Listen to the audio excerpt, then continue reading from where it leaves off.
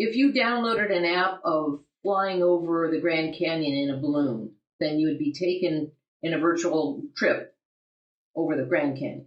And look everywhere, up and down, as well, all around, turning your head. Oh my gosh.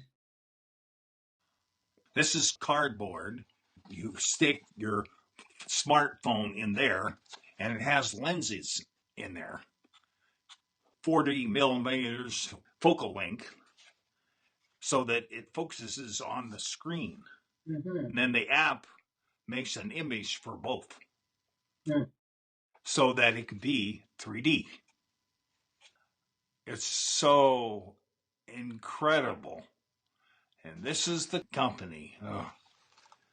Now, the reason I brought up this, it turns out that this and the iPhone could be made into a retinal identifier because of the focal lengths of these lenses. So I want to do the thing with Alex and say, I think we've got the right stuff here, and I'm going to disclose it online so that it is in the public domain.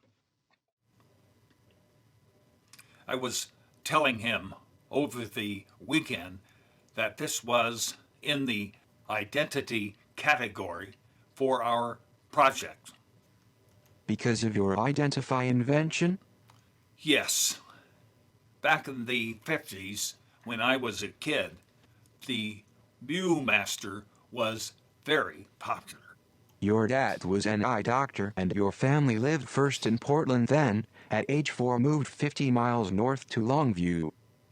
I was an inventor dude from very early on.